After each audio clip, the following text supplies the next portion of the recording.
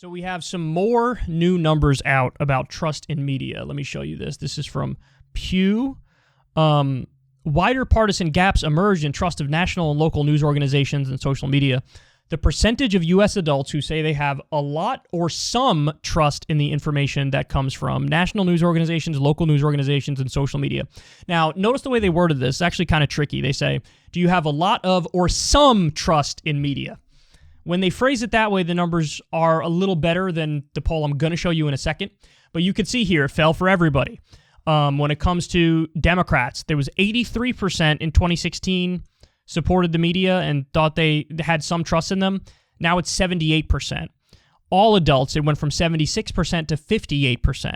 And Republicans, it went from 70% all the way down to 35% trust national media. You could see there that local news does a little bit better, and social media is just in the toilet, and it's always been in the toilet because people rightly are like, this is trash. And also they do a lot of deplatforming and censorship, and they try to micromanage it, and it's a joke. Let me show you this next one.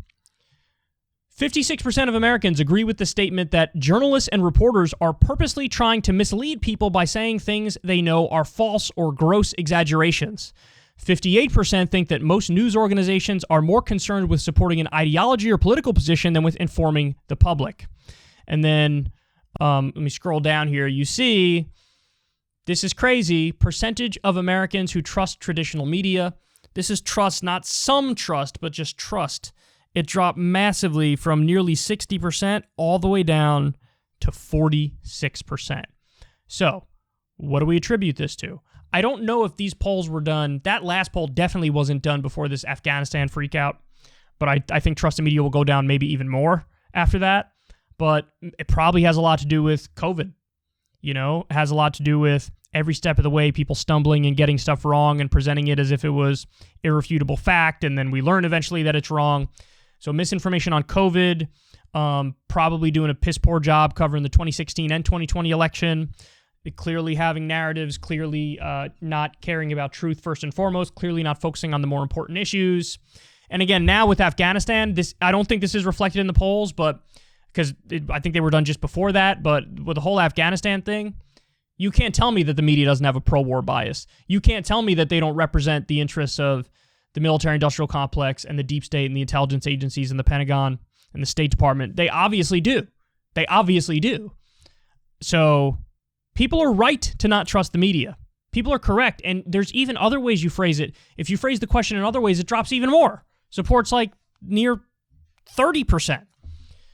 And it's crazy because that's supposed to be the place where you turn to get your news and information about the world, to learn things that matter.